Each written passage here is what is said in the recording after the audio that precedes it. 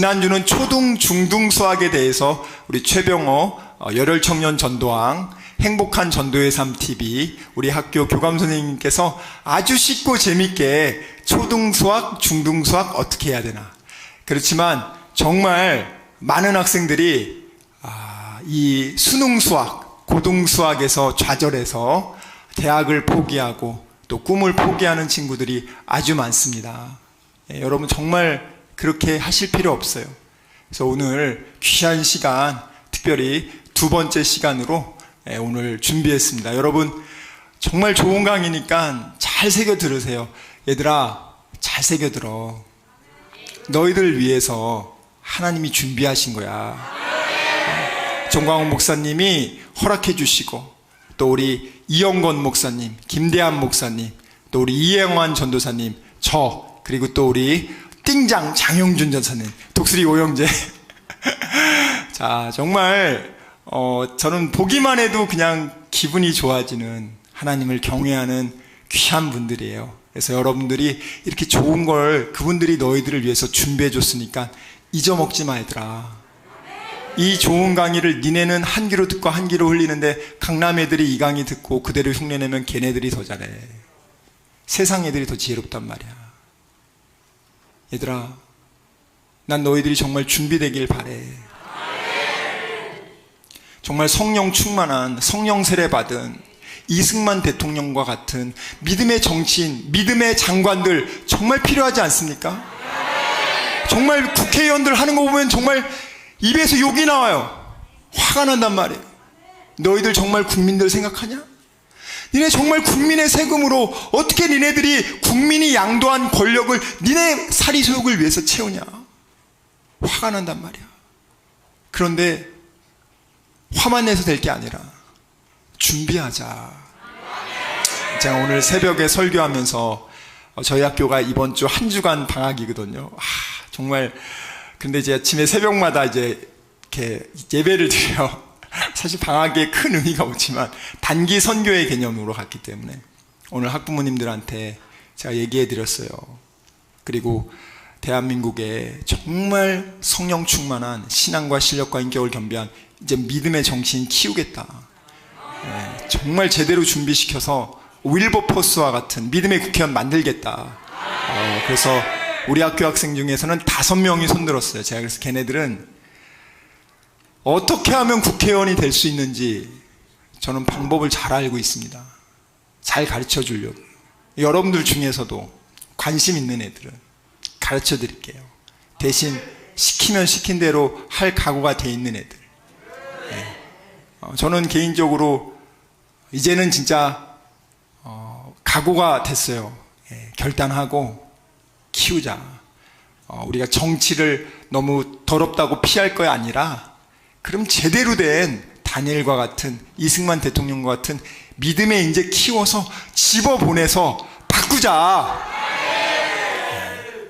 자, 그러기 위해서는 여러분이 실력도 키워야 됩니다. 여러분들 국회의원들이요.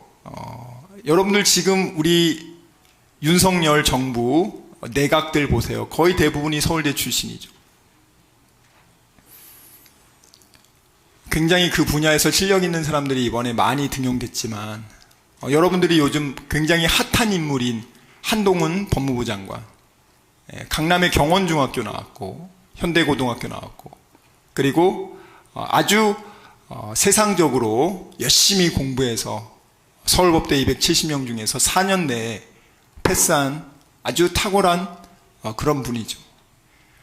그리고 굉장히 강직하고 또 자기 주장이 선명해요. 누구 이렇게 비유 맞히는 사람이 아니에요. 자, 개인적으로 저는 그런 분이 정말 성령 충만한 성령 세례 받고 그런 분이었다면 얼마나 좋을까. 그런 분이 정말 정광 목사님 옆에서 딱 도와주면 얼마나 좋을까.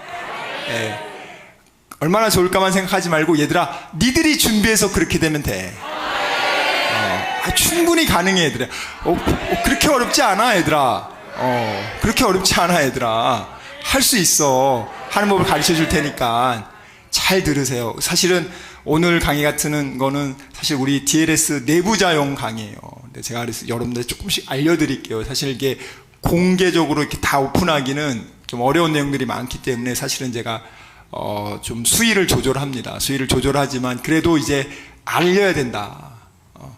어떻게 골리앗들이 자기 자녀들을 키워서 부의 대물림, 학력의 대물림, 권력의 대물림을 이어가는지 그 견고한 진지를 놓치지 않고 그것을 더 아주 견고하게 만들어가고 있는지 그런 부분에 대해서 아무 생각 없이 가시면 그냥 여러분들은 내가 그렇게 그 시스템 안에서 하나님이 주신 기회를 날리고 있음에도 불구하고 내가 날리고 있는 걸 몰라요. 그래서 이제는 안 되겠다. 그래서 저는 저희 학교 학생들은 찍어가지고 얘기합니다. 제 김경준 선생님도 정말 이렇게 서울대에 가려고 이제 연대 합격했지만 다시 공부해가지고 들어간 거거든요. 가서 확실하게 교육 분야에서 세상 사람들 누가 보더라도 앗소리 못할 정도로 준비해서 하나님의 방식으로 바꾸자. 저희들이 그렇게 기도하고 준비하고 있어요. 그래서 우리 김경준 선생님 제가 첫 번째 강의도 잘했지만 제가 오늘 새벽 예배 끝마치고 전화했어요. 경준아, 첫 번째 강의 참 좋은데 좀 더 쉽게 해줘라. 참 좋은데 좀 더 쉽게. 정광훈 목사님은 진짜 어려운 내용을 완전 원리를 꿰뚫어서 너무너무 쉽게 그거를 딱 보여주거든요. 형상화시켜서. 그래서 제가 김경준 선생님한테도 경준아, 너는 너가 출중하기 때문에 공부 못한 애들의 마음을 모른다. 진짜 공부 잘하는 사람들은요, 공부 못한 애들 마음을 몰라요. 어떻게 80점을 받을 수 있냐. 그게 점수냐. 그런 사람들도 있어, 얘들아. 그리고 더 잘하는 사람은 100점 안 맞은 사람들은 인간 취급 안 하는 사람도 있어. 그래서 그러면 안 된다. 물론 너는 탁월하게 잘했지만 대부분 그렇지 못한 친구들에게 더 쉽게 그렇지만 핵심을 정확하게 가르쳐서 최고 수준까지 끌어올려주기를 부탁한다. 너무나 존귀한 친구들이다. 지금 대한민국의 미래와 해답이 이들에게 달려있다. 제가 농담이 아니에요, 여러분들. 이승만 대통령님 같은 분 한 분만 나와도 나라 살려야 되라. 우리가 그동안 인재를 키우는데 너무 등한히 했어, 얘들아. 너무너무 소홀했단 말이야. 그렇게 하면 안 돼, 얘들아. 정말 세상의 각 분야에 가기 위해서 세상의 골리앗들과 싸워서 니네들이 압도할 수 있을 만큼 신앙과 실력과 인격을 겸비하기 주님의 이름으로 축원합니다. 그럼 우리 수학 강의 듣도록 하겠습니다. 나와주세요. 예.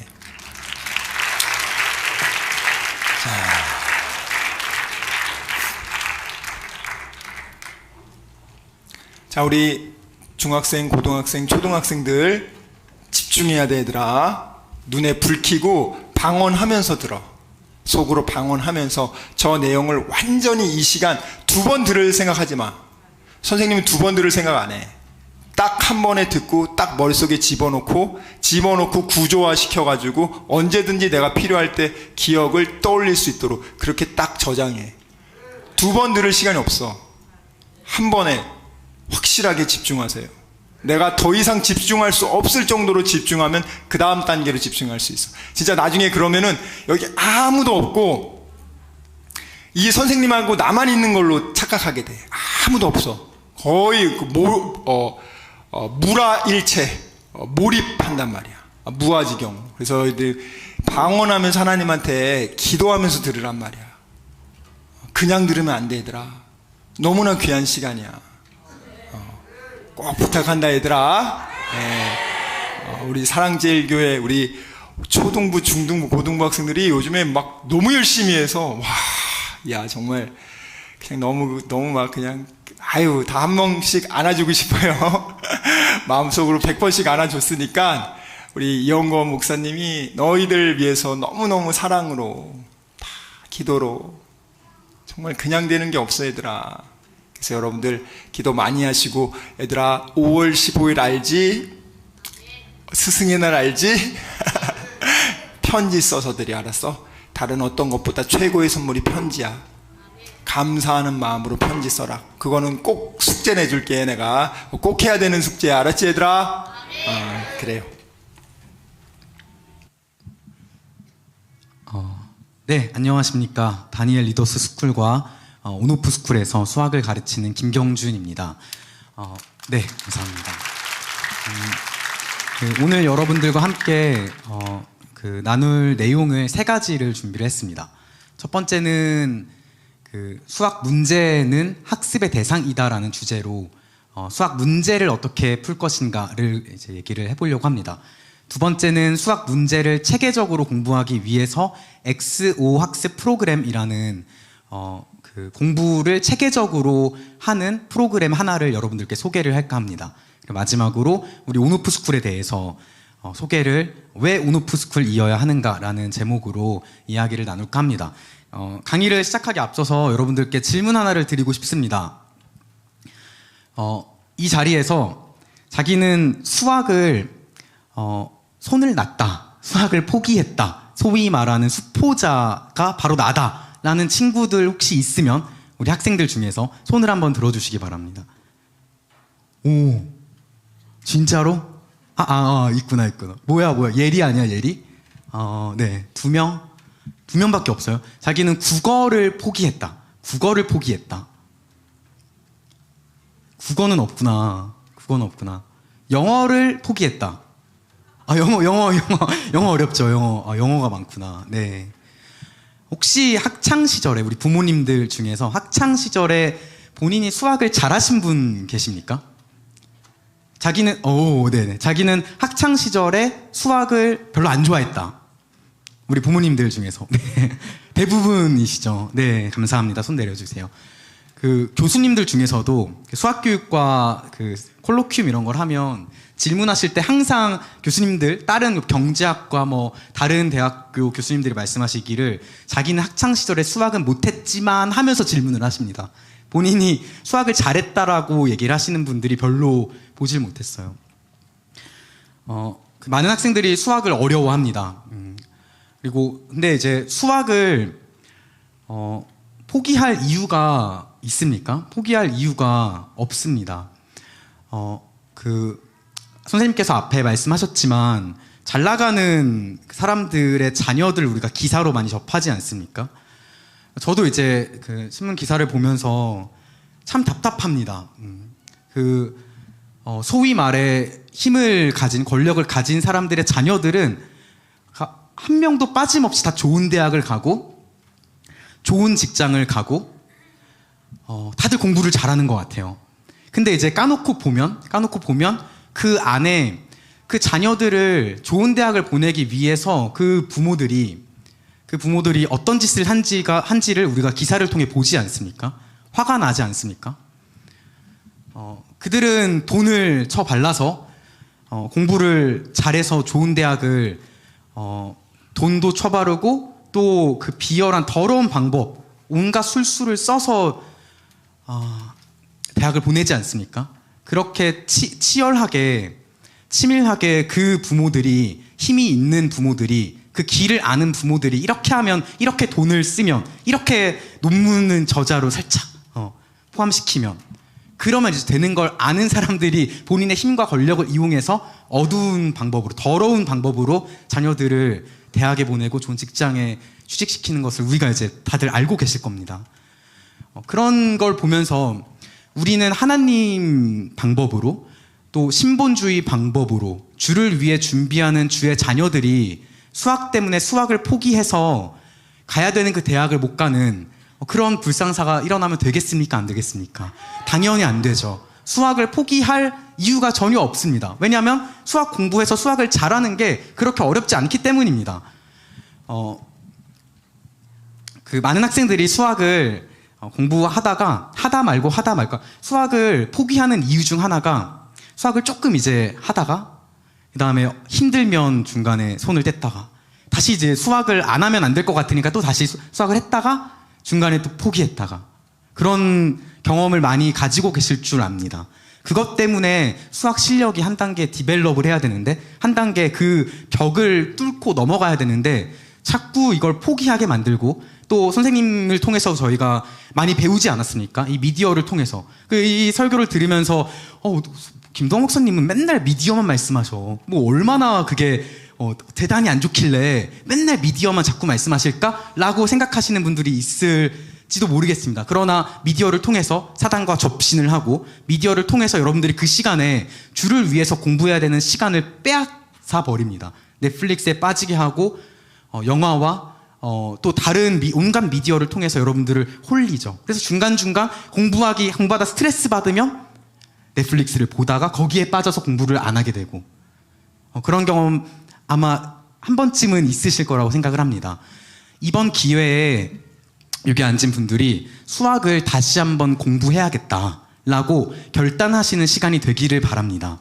수학을 한번 뚫어내는, 이게 그러니까 모든 수학의 우리 중학교 수학부터 1, 2, 3학년, 초등학교도 있죠. 초등학교, 중학교, 고등학교 1, 2, 3학년 수학을 모두 다 한 번에 뚫어낼 필요는 없습니다. 그러나 한 과목 있죠. 여러분들이 지금 공부하고 있는 중학교 2학년 1학기 한 과목, 또 우리 고등학교 수학 한 단원, 한 과목, 그 한 과목을 뚫어내는 경험을 해보시길 바랍니다. 그 한 과목을 뚫어내는 데는 긴 시간이 필요하지 않습니다. 3개월 정도, 대략 사람마다 다르겠지만 대략 3개월 정도의 시간이면 그 수학의 한 과목을 뚫어내는 경험을 하실 수가 있습니다. 여러분들이 지금 막혔던 그 과목 하나를 선택해서 그거를 3개월 작심하고 마음을 먹고 주를 위해 공부하리라 라고 결심하는 시간이 되기를 간절히 원합니다. 그래서 여러분들이 잘 준비해서 각 분야마다 선생님이 말씀하신 것처럼 주의 종으로, 하나님의 일꾼으로 쓰임 받기를 간절히 원합니다. 저는 그걸 위해서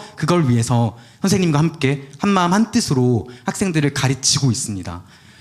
그래서 오늘 수학을 포기한 사람들, 또 수학을 하다 말다 하다가 힘들어서 중간에 중단하고, 이런 학생들에게 꿈과 희망을 주고자 어떻게 수학을 뚫어낼 것인지, 어떻게 이 한 과목을 뚫어낼 수 있는지, 이거를 이제 여러분들께 가르쳐 드리려고 합니다. 이게 하다 말다 하면 계속 못하게 됩니다. 왜냐하면 쉬운 비유를 들어 설명하자면, 물이 몇 도씨 정도에 끓죠?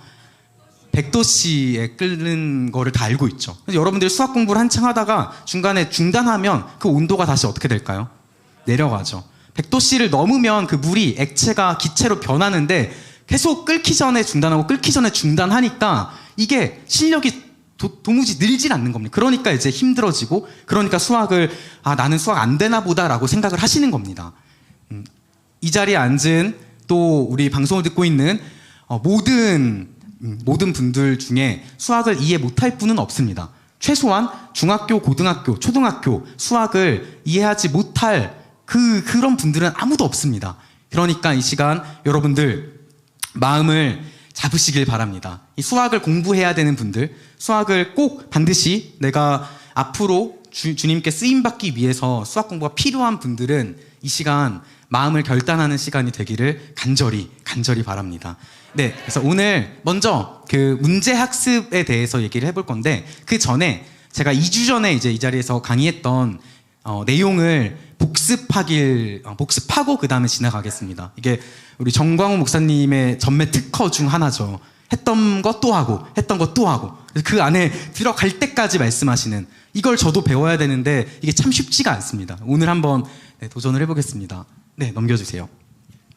지난 2주 전에 여러분들과 함께 개념학습에 대해서 얘기를 했습니다. 혹시 기억나십니까? 이 자리, 그 강의를 들었던 분들도 계실 거고, 듣지 않았던 분들도 계실 겁니다. 그래서 다시 한번 얘기를 해보도록 하겠습니다.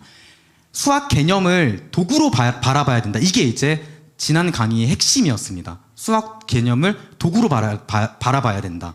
저 옆에 보면, 연필과 숟가락을 제가 이제 예로 들어서 설명을 했었죠. 연필을 잘 안다 함은, 숟가락을 잘 안다 함은, 숟가락과 연필을 언제 쓰는지, 어떻게 쓰는지를 아는 걸 의미한다고 했습니다. 이와 같이 수학 개념도 젓가락과 연필과 숟가락과 같다고 말씀을 드렸습니다. 수학 개념을 잘 안다 함은 언제라는 질문, 그리고 어떻게 이 개념을 쓰는지라는 질문, 이 두 가지 질문에 답을 할 수 있으면 그 개념을 잘 안다라고 이야기를 할 수 있다고 여러분들께 말씀을 드렸습니다. 사실 이 두 가지 질문 혹시 이번 주에 지난 2주간 공부를 하면서 한번 적용해 보셨습니까?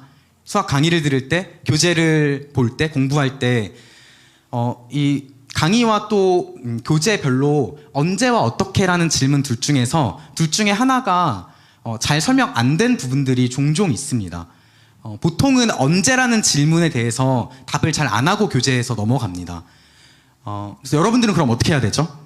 뒤에 있는 문제를 풀면서 혹은 다시 그 개념서를 읽어보면서 혹은 강의를 들으면서 혹은 선생님께 질문을 통해서 이 개념 도대체 언제 써요? 라는 것에 대한 답을 얻으셔야 된다고 했습니다.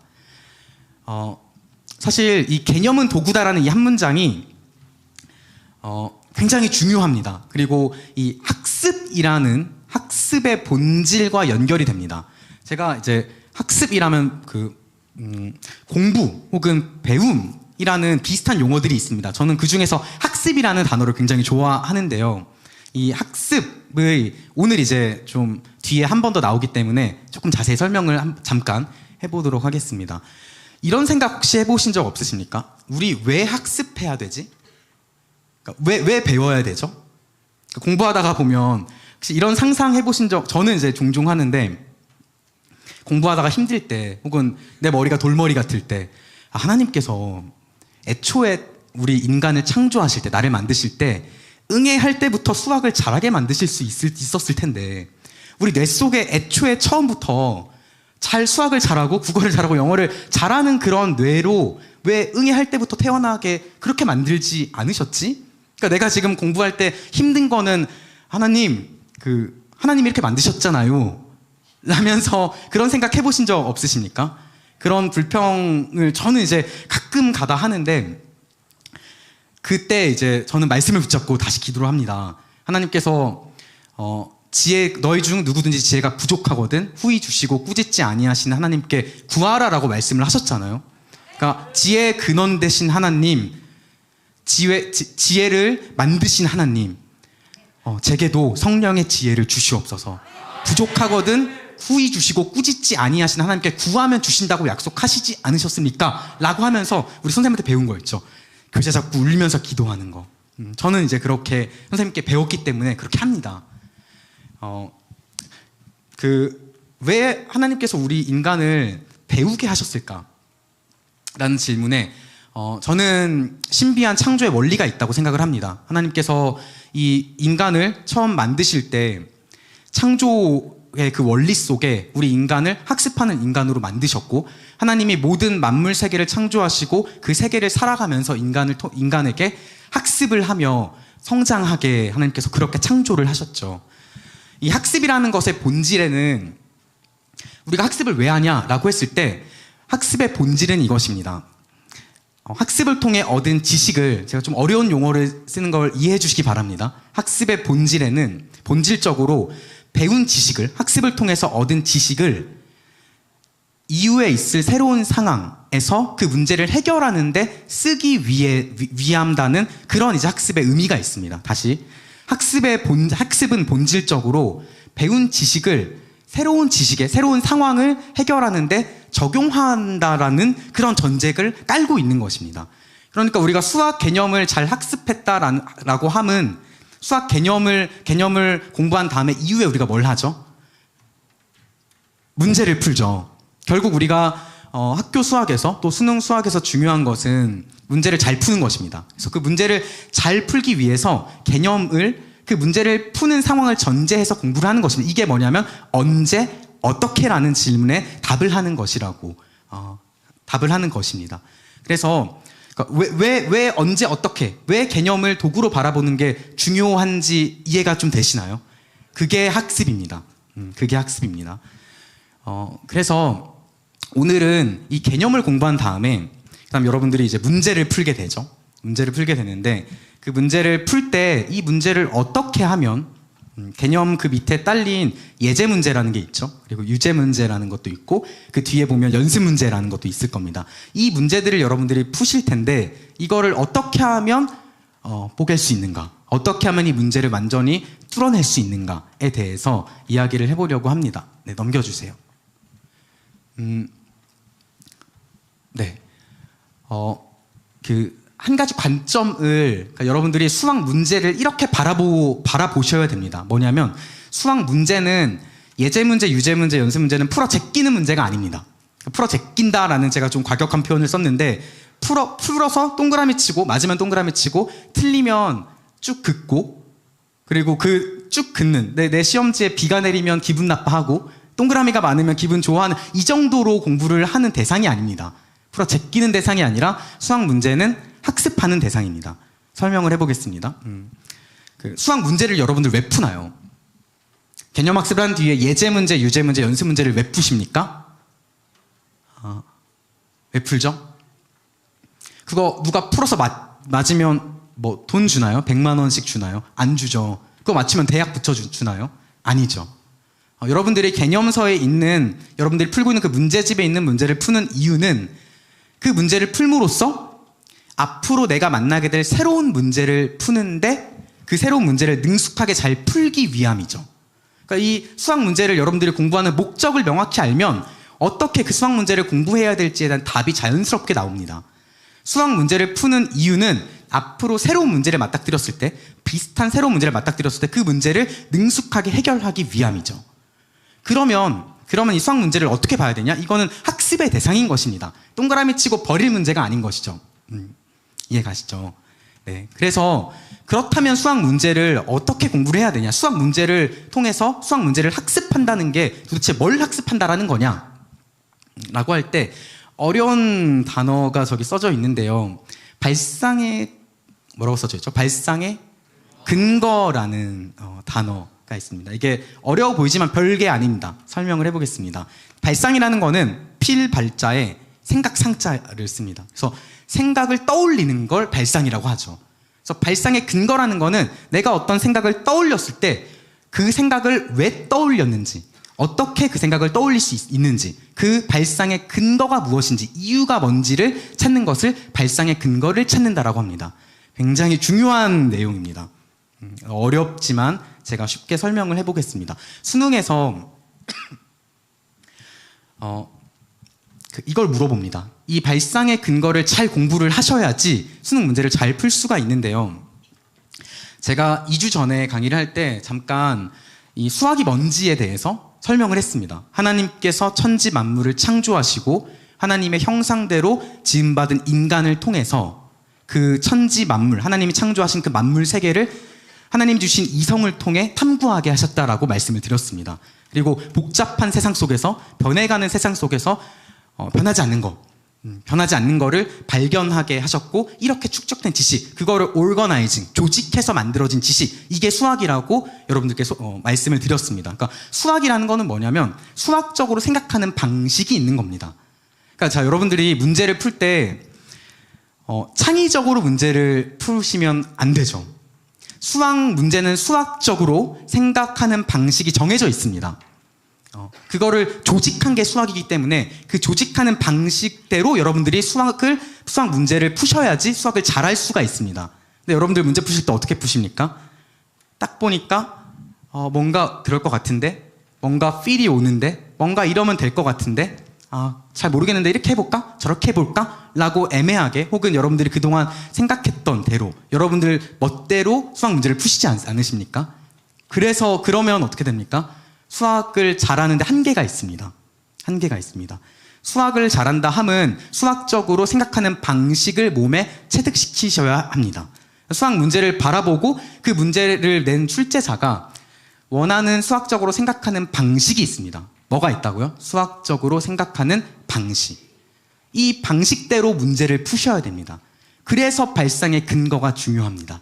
수학 문제의 조건과 구하고자 하는 것을 보고 반드시 자연스럽게, 우연이 아니라 어쩌다 맞고 어쩌다 틀리는 게 아니라 필연적으로 생각해야 되는 생각의 방식이 있습니다. 이걸 문제를 통해서 공부를 하셔야 되는 것입니다. 이해되시나요? 어렵나요? 어렵죠. 발상의 근거가 별게 아니다. 내가 수학 문제의 조건과 구하라고 하는 걸 보고 한 줄을 처음에 접근을 하잖아요. 어떤 식을 세워 혹은 그래프를 그려. 그러면 그거를 왜 그렇게 해야만 하는지에 대한 이유를 공부하는 것입니다. 그게 발상의 근거를 학습한다라는 것의 의미입니다. 이게 굉장히 중요합니다. 좀 쉽게 설명을 하기 위해서 한 장 넘겨주세요. 네. 우리 문제를 세 가지로 그러니까 수학 문제는 크게 네 가지로 분류를 할 수 있습니다. 지난 시간에 잠깐 좀 더 러프하게 설명을 드렸는데 조금 더 구체적으로 들어가 보겠습니다. 수준을 한 단계만 높여 보겠습니다. 수학 문제는 크게 네 가지로 분류가 됩니다. 첫 번째는 뭐냐면 기본 문제라는 것이 있습니다. 따라해 보시겠습니까? 기본 문제.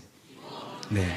두 번째는 해석 문제라는 것이 있습니다. 해석 문제. 따라해 봅시다. 해석 문제. 세 번째는 조합 문제라는 것이 있습니다. 네, 따라해 봅시다. 조합 문제.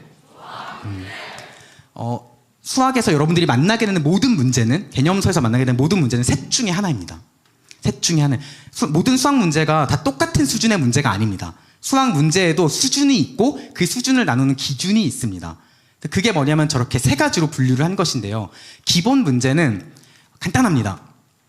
배웠던 개념을 직접적으로 바로 적용해서 풀리는 문제, 이게 기본 문제입니다. 그러니까 예를 들어서 2차 방정식을 공부를 했어. 그러면 2차 방정식을 푸는 근해 공식이라는 툴을 공부를 했다고 칩시다.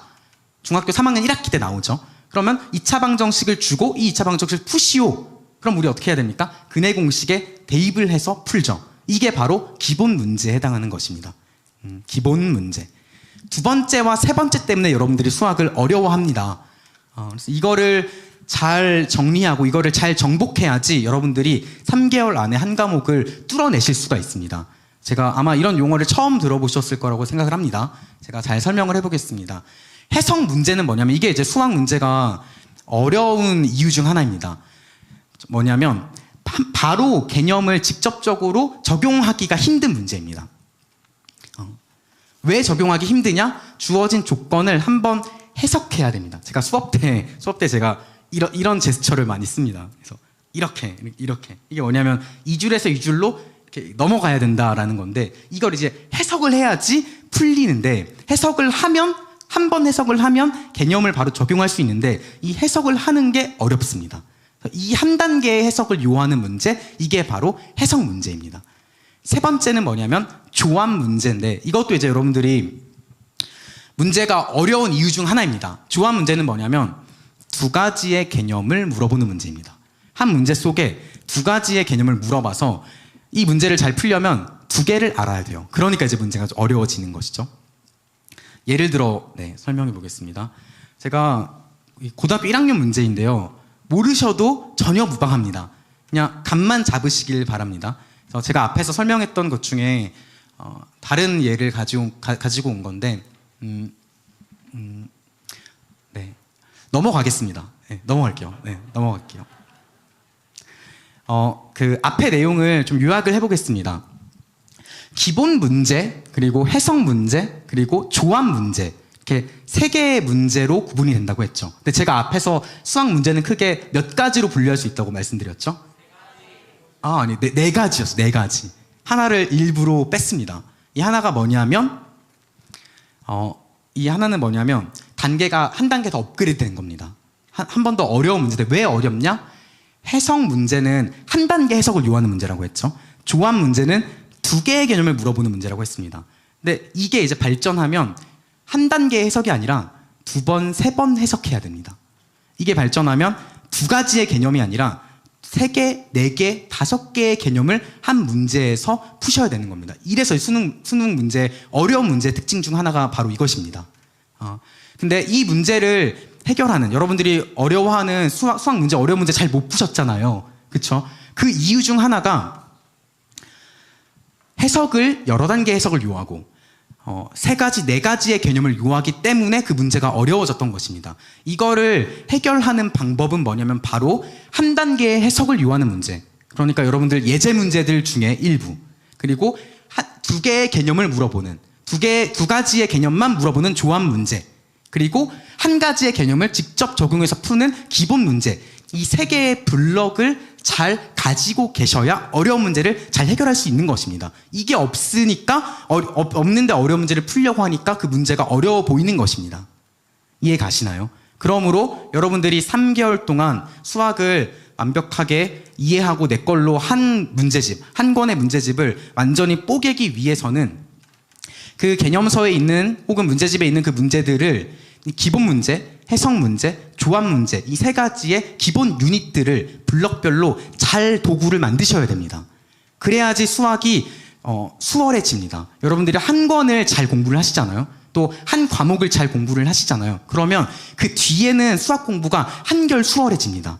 한 권을 잘 뽀개면 다른 문제집을 풀 때 그 한 권에 나왔던 문제들이 거의 새로운 문제가 별로 없습니다. 그러니까 문제집을 그 다음부터는 풀어 제낄 수 있게 되는 것이죠. 그러니까 여러분들이 이 3개월 과정을 통해서 3개월 동안 한 가지의 과목, 여러분들이 지금 공부하고 있는 여러분들 수준에 맞는 그 과목을 뽀개는 경험이 굉장히 중요합니다. 그걸 해야지 수학에 막힌 그 문을 뚫어낼 수가 있는 것입니다. 네, 그러기 위해서 여러분들에게 한 가지 좋은 프로그램을 하나 소개를 드릴까 합니다. 그래서 이거의 가치를 좀 알려드리기 위해서 제가 앞에서 학습이라는 단어를 설명을 드렸죠. 이 학습이라는 단어를 제가 굉장히 좋아하는데, 그 학은 배울 학이죠. 그리고 습은 익힐 습자입니다. 이때 이 습이 굉장히 중요합니다. 이 습을 보면 익힐 습자의 저 한자를 제가 잠깐 가지고 왔는데요. 그 위에 보면 저 한자 모르셔도 됩니다. 깃 우자라고 해서 새 날개가 그 안에 형상화되어 있습니다. 습자에. 왜 새의 날개가 습자에 있냐라고 하면 옆에 저 새 보이시나요? 굉장히 디테일하게 제가 신경 써서 가지고 온 새인데 지금 눈을 질끈 감고 있죠. 눈을 질끈 감고 있습니다. 보이시나요? 왜 눈을 감고 있냐? 이 어미새가 아기 새를 날갯짓을 훈련시킬 때 공중에 데리고 가서 떨어뜨리신다라는 이야기 들어보셨을 것입니다. 그 아기 새는 살기 위해서 뭘 해야 되죠? 날갯짓을 졌죠. 그러니까 이 아기 새 입장에서는 이게 날갯짓을 살기 위해 젓는 것입니다. 살기 위해서 바닥바닥 되면서 이거 안 하면 죽으니까 그 정도의 절실함을 가지고 마치 새가 살기 위해서 날갯짓을 하듯이 라는 의미가 저 습자에 포함이 되어 있는 것입니다. 이해 가시죠? 그러니까 이게 굉장히 절박한 것이 바로 습입니다. 이 습이 여러분들이 무언가를 배워서 내 걸로 만들기 위해서 반드시 필요한 한 가지 기둥 중 하나입니다. 이 습이 없으면, 날갯짓을 반복해 가면서 이걸 완전히 내 것으로 만드는 과정이 없으면 그 내용을 내 것으로 소화할 수가 없습니다. 이해 가시죠? 그래서 여러분들이 이 수학 문제를 완벽하게, 한 권의 문제집을 완벽하게 뽀개기 위한 프로그램이 바로 XO 학습이라는 프로그램입니다. XO 학습 프로그램. XO 학습 프로그램. 이 안에는 사실 뭐 심리학적인, 교육학적인 많은 원리들이 이 프로그램 안에 담겨 있습니다. 제가 그 설명은 하지 않도록 하겠습니다. 어떻게 이 프로그램을 여러분들이 이용하셔서 그 문제집 한 권을, 수학 한 과목을 뽀개실 수 있는지에 대해서, 그 어떻게에 대해서 오늘 답을 해볼까 합니다. 큰 개요는 굉장히 쉽습니다. 지난 시간에 그 최병선님께서 설명하신 것과 원리는 비슷한데요. 수학 문제를 풀고 틀린 문제를 추리고 그 틀린 문제를 다시 풀고 분석하고 또다시 틀린 문제를 추리고, 이런 과정을 체계적으로 해 나가는 방법, 이게 바로 XO 학습 프로그램입니다. 이해 가시죠? 그래서 첫 번째는 먼저 문제를 푸셔야 되겠죠. 근데 문제를 풀 때 우리 어떻게 풉니까? 보통 오늘 딱 책을 펼쳐서 오늘 이거 공부해야 되니까 대충 몇 문제 풀다가 갑자기 집중이 안 돼. 그러면 이제 그만두시고, 그쵸? 수학 문제는 이렇게 풀면 안 됩니다. 모든 공부는 해야 될 분량과 그리고 시간을 정해놓고 하셔야 됩니다. 이게 명확해지면 명확해질수록 그 초집중, 온전히 몰입해서 공부를 할 수 있는 것입니다. 우리가 주를 위해서 공부를 하잖아요. 그쵸? 살아도 주를 위해서 공부를 하고 죽어도 주를 위해서 공부를 하는데, 주를 위해 공부하는 그 공부를 대충 할 수 있으십니까? 대충 하면 안 되겠죠. 이게 굉장히 재밌습니다. 어떻게 하는 거냐면 한 세트를 예를 들어 한 15문제, 20문제를 내가 어떤 문제를 풀지를 명확하게 정합니다. 예를 들어 뭐 1번부터 15번, 1번부터 20번 이렇게 문제를 내가 앞으로 1시간 동안 공부할 분량의 문제를 미리 다 정해 놓으시는 겁니다. 그 다음에 시간도 정해 놓으셔야 됩니다. 2시부터 뭐 3시, 1시부터 2시라고 대략적으로 내가 집중할 수 있는 시간을 정해 놓으시는 겁니다. 그래서 이 문제와 시간을 정해 놓고 그 다음에 시간을 재고 그 한 15문제 정도 내가 정한 그 한 세트의 문제를 푸시는 겁니다. 이 시간을 완전히 그 앞뒤로 1시부터 2시까지 내가 공부하기로 했다면 그 시간에 딴 걸 하시면 안 됩니다. 핸드폰도 꺼놓으셔야 되고 수학 공부할 때는 핸드폰도 꺼놓으셔야 되고 그 다음에 TV도 보시면 안 되고 음악도 들으면 안 되고 온전히 그 시간을 내가 주를 위해서 수학 공부를 하리라 라고 결단을 하고 그 시간을 완전히 타임박싱이라고 하는데 그 시간을 완전히 앞뒤로 차단을 하고 집중할 준비를 하시는 겁니다. 그 다음에 이제 수학 공부를 딱 시작을 하시는 거죠. 이게 이제 1단계입니다. 1단계. 2단계는 뭐냐면 그렇게 풀었던 문제를 채점을 합니다. 이때 이게 이제 특별한 건데 채점을 그냥 하지 않습니다. 여러분 채점 어떻게 하시죠? 그 문제 번호에 맞으면 어떻게 신나가지고 전체 다 동그라미 치고 그렇죠. 틀리면 표시를 안 하거나 그치 그냥 찍 긋거나 이렇게 하시죠. 근데 이렇게 하시면 안 됩니다. 안 됩니다. 왜 안 되냐면 수학 문제는 학습의 대상이기 때문에 그렇습니다. 이걸 한번 풀고 제낄 버릴 문제가 아니라고 했죠. 풀고 틀린 문제 추려서 또 풀고 틀렸다가 맞은 문제 추려서 다시 풀고 이런 식으로 이제 하는 게 엑스왁스 프로그램인데 이를 위해서는 문항 번호 옆에 제가 옆에 슬라이드에 표시를 해놨는데 문제 번호 그냥 옆에다가 살짝 동그라미를 치는 겁니다. 그 다음에 틀리면 X 표시를 하는 겁니다. 이게 2단계입니다. 굉장히 심플한데 중요합니다. 이 문제집 한 권을 나만의 문제집으로 나에게 최적화된 문제집으로 바꾸는 과정입니다. 그래서 문제에 대한 내가 틀리고 맞고 해서 나만의 문제집으로 만드는 과정 이게 2단계입니다. 이게 엑스왁스 프로그램의 핵심입니다. 세 번째는 3단계는 틀렸던 문제들을 모아서 다시 한번 푸는 겁니다. 간단하죠?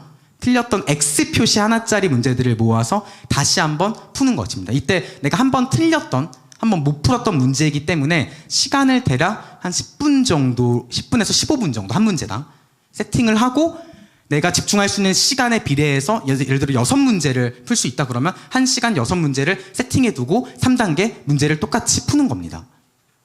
별로 어렵지 않죠. 4단계는 뭐냐면 마찬가지로 채점을 합니다. 이때 채점을 어떻게 하냐면 X 하나짜리 옆에 맞았으면 동그라미 또 틀렸으면 X 옆에 또 X를 치는 겁니다. 그러니까 여러분들이 이 4단계까지 문제를 맞추고 나면 그 문제집 번호 위에 뭐가 표시가 돼 있겠어요? 셋 중 하나겠죠. 첫 번째 동그라미, 두 번째 X 동그라미, 세 번째 XX 이렇게 셋 중에 하나가 표시가 되겠죠. 이게 이제 4단계를 다 하신 겁니다. 그 다음에 5단계는 뭐냐면 XO 문제를 대상으로 분석을 하시는 겁니다. 이게 이제 포인트입니다. XO 문제를 대상으로 분석을 하시는 겁니다. 틀렸다가 맞춘 문제들 있죠? 이런 것들을 해설지를 확인하던가 내가 풀었던 풀이를 보면서 내가 왜 틀렸었지? 어떤 발상을 못한 거지? 이 문제 기본 문제인가? 기본 문제인데 틀렸다면 어떻게 하셔야 됩니까? 기본 개념을 언제 어떻게라는 관점에서 다시 공부를 하셔야겠죠. 기본 문제가 아니라 해석 문제였다. 이 문제 틀린 걸 보니까 기본 개념을 바로 곧장 물어보는 문제가 아니라 한번 해석해야 되는 문제였다. 그러면 그 해석을 왜 그렇게 해석해야 되는지에 대해서 여러분들이 공부를 하시는 겁니다. 한 단계 해석을 요하는 문제에 대해서 틀렸다면 그 해석을 개념으로부터 왜 그렇게 꼭 해석해야 되는가를 공부를 하시는 겁니다. 굉장히 중요합니다. 세 번째, 만약에 조합 문제인데 틀렸다. 그러니까 보니까 두 가지의 개념을 물어보는 문제여서 틀렸다 그러면 두 가지 개념 중에 혹시 부족한 개념이 없나라고 두 개의 개념을 다시 한번 확인해 보시는 겁니다. 이해 가시죠? 그러니까 이 개념 학습을 언제 어떻게라는 관점으로 바라보는 거. 두 번째, 문제를 세 가지 관점으로 나눠서 보는 거. 기본 문제, 해석 문제, 조합 문제로 바라보는 관점이 여러분들의 공부의 방향을 결정합니다. 여러분들의 공부가 내가 왜 수학을 못하는지, 내가 왜 이 문제를 틀렸는지에 대해서 수학을 지금 못하더라도 명확하게 바라볼 수 있게 해주는 것이 제가 앞에 설명한 개념학습과 그다음 문제학습 이 두 가지인 것입니다. 네. 그래서 넘겨주세요. 지금까지 이제 했던 내용들을 방금 앞서 정리를 했죠. 이 개념학습 그리고 오늘은 특별히 문제학습을 강조해서 말씀을 드렸습니다. 문제학습에서 중요한 한 가지 여러분들이 바로 적용할 수 있는 XO 학습 프로그램이라는 걸 알려드렸죠. 이거는 제가 새로운 지식을 배울 때, 새로운 수학을 공부할 때도 항상 적용하는 문제 프로그램입니다. 그러니까 여러분들이 반드시 공부하실 때 적용해 보시기 바랍니다. 그 문제를 체계적으로 공부하고 복습해서 저게 이제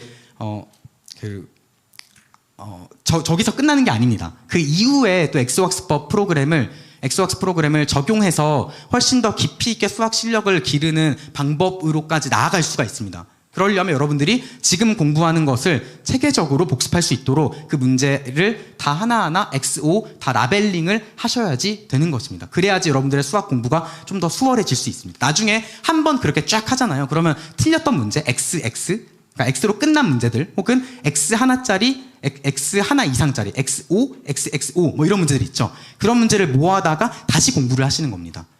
이런 식으로 수학 실력을 한 단계 한 단계 업그레이드 시키는데 도움을 주는 방법이 바로 XO 학습 프로그램입니다. 이해 가셨죠?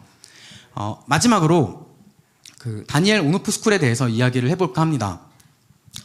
왜 다니엘 오노프 스쿨이어야 하는가라는 이제 그 제목을 달아봤는데요. 첫 번째로 저희 DLS가 예수 맛집으로 유명하죠. 성령 맛집, 예수 맛집. 그래서 오전 8시에 김동환 목사님께서 하나님의 그 말씀으로 최고의 양식, 최고의 영의 양식, 최고의 영의 양식을 매일매일 여러분들이 섭취하실 수 있습니다. 이걸 제가 이제 이 온오프 스쿨이 이제 생긴다는 소식을 처음 들었을 때 보고 그 소식을 유튜브를 통해서 보고 와 미쳤다라는 생각을 했습니다. 솔직히 진짜로 그랬습니다. 그 소식을 처음 들었을 때 이거 그 DLS의 예배가 오픈이 된다고 선생님의 말씀을 들을 수 있다고 와 미쳤다. 이게 첫 번째 장점입니다. 영의 양식을 먹을 수 있다. 두 번째 장점은 한 달에 한 번씩 온 오프 스쿨이잖아요. 그래서 만나는 이 온의 시간이 있습니다. 이 시간도 정말 특별합니다. 몇 주 전에 그 온 오프 스쿨 학생들이 다 DLS로 모여서 온하는 시간을 만나는 시간을 가졌는데 함께 만나서 예배드리고 찬양하고 또 같이 밥을 먹고 하면서 하나님을 첫째 만나고 두 번째 좋은 믿음의 친구들, 믿음의 동역자들을 만나는 시간을 가졌습니다.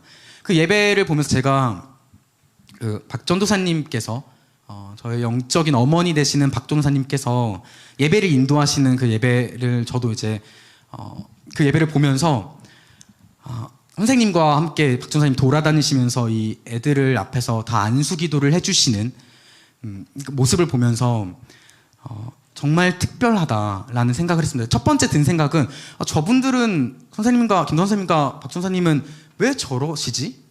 굳이 저렇게까지?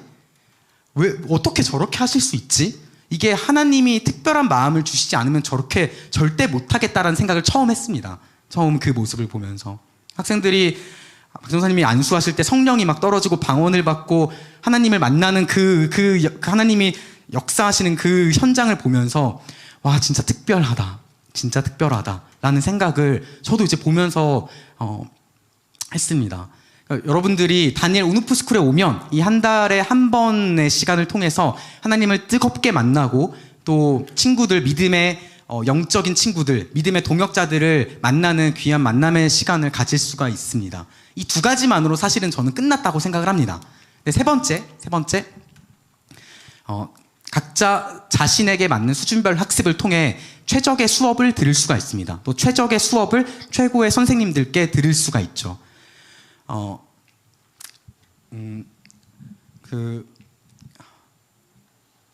혹시 노태정 선생님께서 번역하신 역사의 오른편이라는 책 읽어보신 분 계십니까?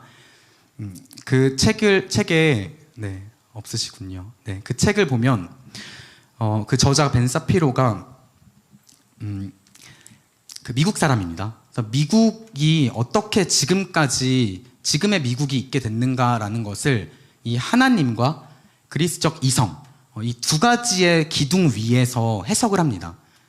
그런데 그 두 가지의 토대를 계몽주의 철학을 비롯해서 그동안 수백 년 동안 우리 사람들이 그 뒤에 배후에는 사단이 있었겠죠. 그 두 가지 기둥 중에 하나님이라는 기둥을 무너뜨리는 것을 조목조목 분석을 합니다. 근데 이 놀라웠던 건 뭐냐면 그 뒤에 그 책의 맨 뒤에 이제 해결책을 제시합니다. 이 미국의 근간을 설명하고 그 미국이 무너지게 되는 경위를 분석하고 그럼 어떻게 미국을 살릴 수 있는가에 대해서 이제 분석을 하는데 그 마지막 분석 그 맨 마지막에 뭘 얘기하냐면 교육을 얘기를 합니다. 교육. 되게 뜬금없는 말일 수도 있는데 자기의 딸을 어떻게 교육시키겠다라는 말로 이제 그 글을 맺습니다. 근데 그 사람이 이 미국의 하나님과 이 이성, 이 두 가지의 이 가치, 이 귀한 가치를 알기 때문에 그 본인의 자녀를 그냥 내버려두면 안 되겠다라고 판단을 한 것입니다.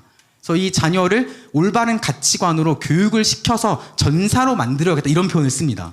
그러니까 이분은 이제 유대인이기 때문에 유대교 신자입니다. 우리의 기독교 신자, 개신교 신자가 아닌데도 불구하고 이 미국의 근간을 이루는 하나님과 이성이라는 이 두 가지 토대를 잘 가르쳐서 자녀에게 이 세상의 교육을 먹이지 않고 올바른 가치관을 심어줘야겠다고 분석을 합니다. 앞서 제가 서두에서 말씀드렸듯이 그 대한민국에 잘 사는 사람들, 소위 말해 권력을 쥔 사람들이 본인이 잘 알기 때문에 이렇게 하면 권력을 유지하고 부를 대물림시킬 수 있다, 권력을 대물림시킬 수 있다라는 걸 알기 때문에 돈을 처발라 가면서 그리고 온갖 더러운 루트를 통해서 자녀들을 위로 올리죠. 그렇죠? 우리는 제대로 된 걸 알고 있죠. 신본주의 학습, 하나님, 이 예수를 알기 때문에 그 가치를 잘 아는 사람들은 벤사피로처럼 자녀 교육을 그냥 내버려둘 수가 없는 것입니다. 벤사피로가 분석하기를 가장 본인 어른들에게는 기성세대들한테는 그 좋은 가치를 미래 세대가 잘 유지시키고 그걸 지킬 수 있도록 교육하는 것이 본인들의 책임이라고 얘기를 합니다. 그 책임을 저버릴 수 있는 가장 쉬운 방법은 내버려두는 것이라고 분석을 합니다. 내버려두는 것이다. 내버려두면 그냥 그저 그런 대로 살아가겠죠. 이 세상의 풍조를 따라 살아가겠죠. 그렇게 살지 못하게 만들어야겠다라고 그 책의 저자가 분석을 한 것입니다. 우리도 그 가치를 알지 않습니까? 우리는 제대로 된 하나님의 가치, 신본주의 가치를 알지 않습니까? 그리고 김동환 선생님을 통해서 이 인본주의 교육의 이 심각성을 잘 배워서 알지 않습니까? 그러므로 이걸 아는 우리들은 또 아는 여러분들과 또 부모님들은 그 자녀를 제대로 교육시켜서 전사로 만들어야겠다. 하나님의 전사로 만들어야겠다라고 그렇게 자연스럽게 생각할 수밖에 없는 것입니다. 그거에 좋은 대안이 있지 않습니까? 그렇게 교육시키는 좋은 학습, 이 시스템, 학습 기관을 전 목사님을 통해서 또 김동환 목사님을 통해서 감동을 주시고 지금 차근차근 가고 계시지 않으십니까? 그러니까 다니엘 온오프 스쿨을 통해서 자녀들을 또 학생들은 내가 주의 일꾼으로 훈련받겠다라고 결단하고 마음에 감동이 오신 분들은 많이 지원해 주시기를 간절히 부탁드립니다. 네. 그리고 그럼 이 지원을 어떻게 하냐라는 걸 간단히 설명을 하면 쉽습니다. 30분이면 끝납니다.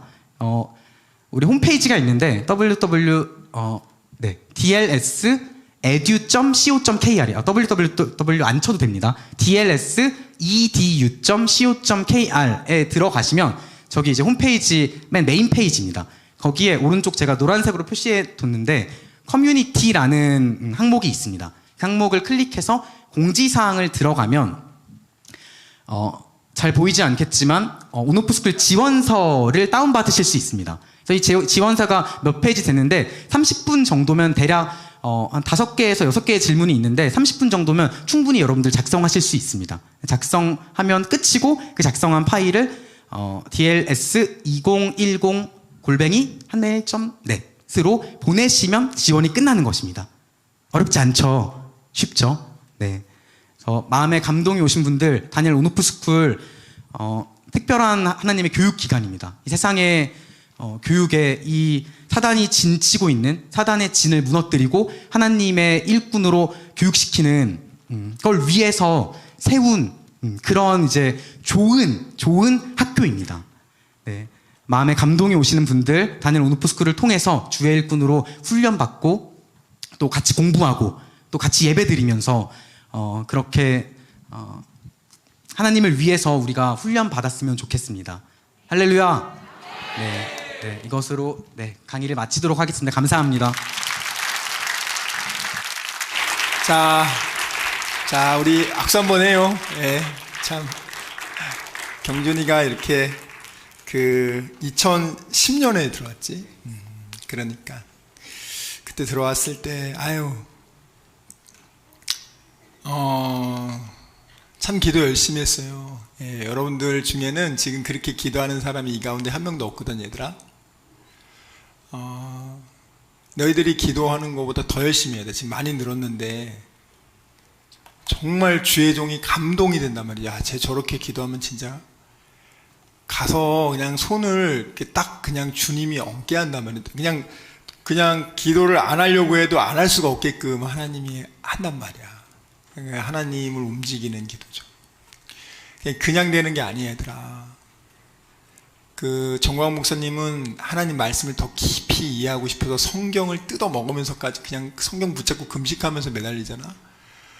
학생들은 너희들이 주님을 위해서 학습의 예배를 드릴 때 너희들은 좀 공부하다가 포기하잖아. 좀 공부하다가 21세기 바알이 미디어야.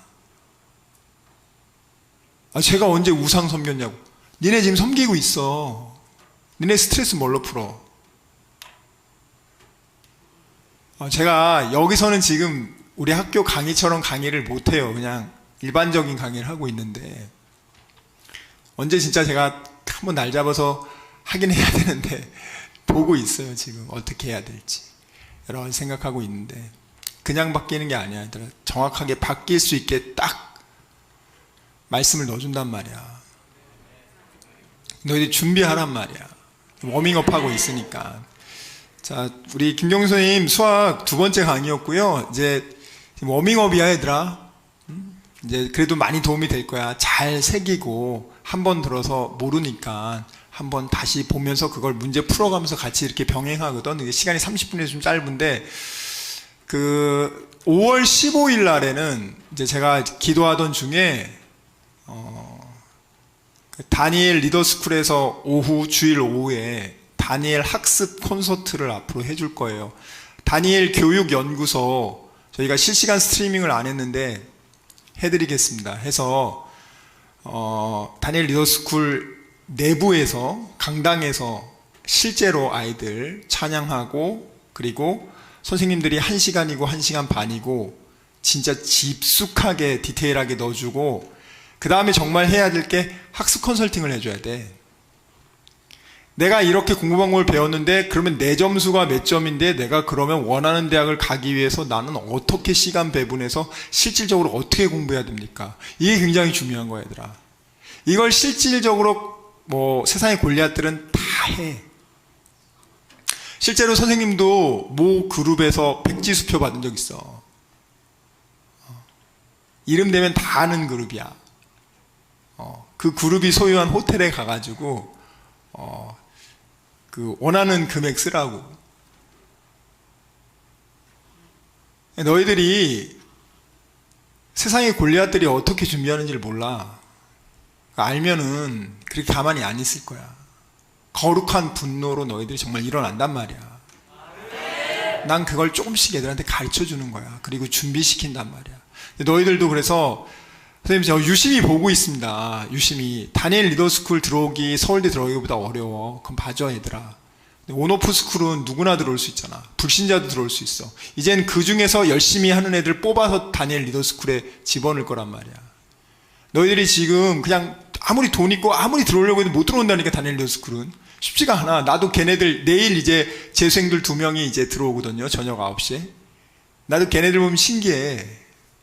한 명은 광주애가 들어오고 한 명은 또 경기도애가 들어오는데, 서울애가 들어오는데 온오프 스쿨은 김경선이 말했잖아. 진짜 이걸 왜 오픈해 주냐. 우리는 오픈할 필요 없거든. 우리는 골리앗을 때려잡을 수 있는 다니엘 10명만 키워도 되거든. 근데 사실은 내가 한 10년 후에 이렇게 해야겠다 생각한 거를 정광훈 목사님이 명령하셔가지고, 정광훈 목사님이 명령 안 했으면 안 들었을 겁니다. 내가 굳이 왜 들어야 돼?